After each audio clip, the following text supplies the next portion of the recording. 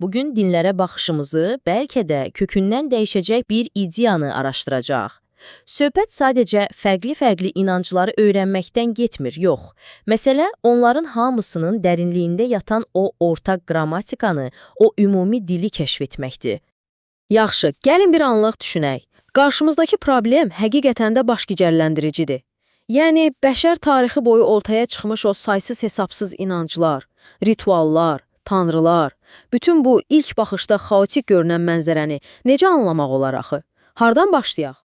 Baxın, bu sahənin ən böyük mütəfəkkirlərindən biri bunu çox gözəl təsvir edib. Bu, əsl inanclar labirintidir.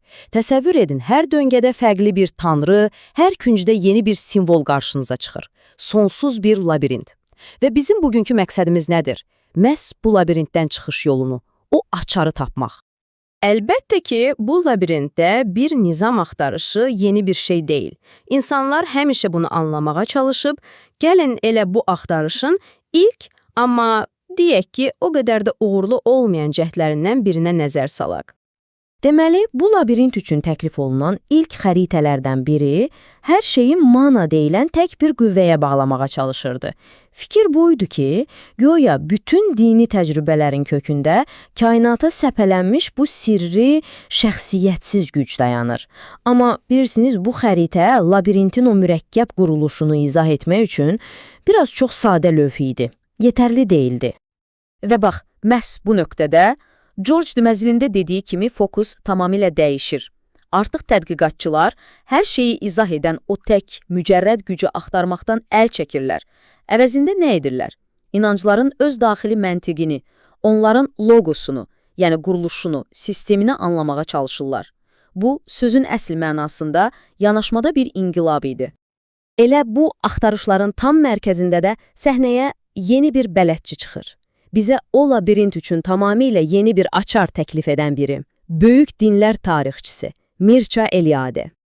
Eliade'nin bu möhtəşəm əsəri həqiqətən də dinlərin öyrənilməsinə tamamilə yeni bir nəfəs gətirdi. O sadəcə faktları bir yerə yığmaqla kifayətlənmirdi. Onun məqsədi daha dərin idi.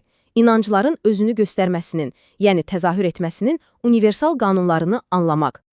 Və baxın, həlledici məqam budur.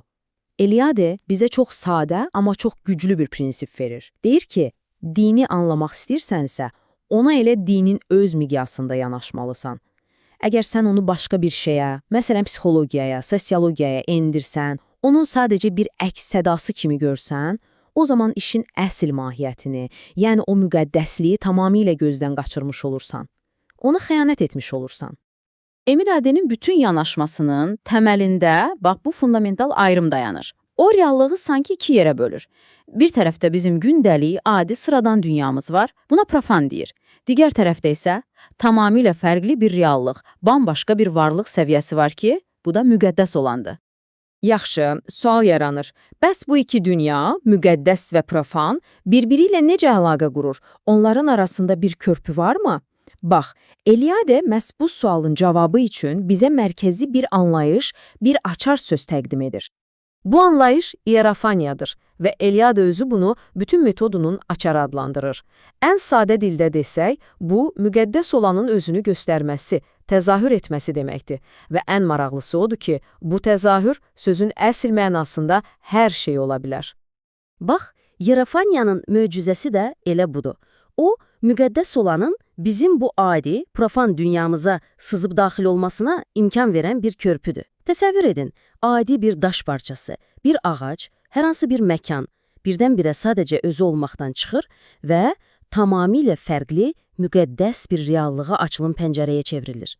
Gəlin bunu konkret bir misalla daha aydın görək, bu prosesin necə işlədiyini, inanın, çox gözəl göstərir. Qədim Hind mətnindən gələn bu sitatda məsələn, torpaq sadəcə ayağımızın altındakı palçıq və ya geoloji bir kütlə deyil, çox daha artığıdır. Baxın, bu misrada hamımızın tanıdığı adi bir element, torpaq, birdən-birə dərin, müqəddəs bir məna qazanır.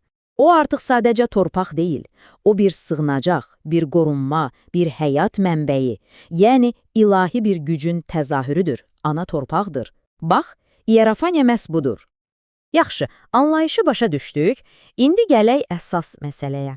Eliya da bu ierofaniya açarından istifadə edərək o mürəkkəb dillər labirintinin qarışıq yollarını necə aydınlaşdırır? O kosmik kodu necə sındırır?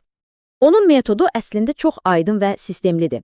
Addım 1. Əvvəlcə bütün mədəniyyətlərdə hər yerdə rast gəlinən universal şeyləri götürür. Səma, su, torpaq, daşlar. Addım 2. Sonra araşdırır ki, bu adi elementlər fərqli-fərqli mədəniyyətlərdə müqəddəsliyi necə təzahür etdirir. Və addım 3. Bütün bunları müqayisə edərək onların əsasında yatan ortaq strukturları, o gizli məntiqi üzə çıxarır. Və nəticədə əldə etdiyimiz şey sadəcə fərqli inancların uzun bir siyahısı deyil, yox.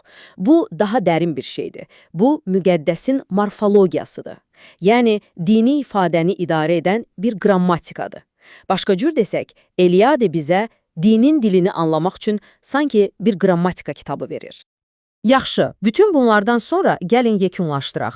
Eliadenin bu yanaşması bizə nə verir? Bu yeni xəritə bizi hara aparır? Deməli, Eliade bizə labirint üçün həqiqətən də yeni bir xəritə təqdim edir. Amma bu, tanrıların adlarını sıralayan bir lüğət deyil. Bu, müqəddəs təcrübənin özünün o dərin qatlarında yatan nümunələri anlamaq üçün bir bələdçidir. Bu xəritə bizə inancların nə olduğunu yox, onların necə formalaşdığını göstərir. Və bu, dinə baxışı həqiqətən də tamamilə dəyişir. Və bu da bizi son, amma çox vacib bir suala gətirir. Bəlkə də din haqqında ən vacib şey heç də nəyə inanıldığı deyil. Bəlkə də əsas məsələ müqəddəsin özünü bizə necə göstərməsidir. Bəlkə də bütün o labirintin sirri məhz bu təzahür anında gizlidir.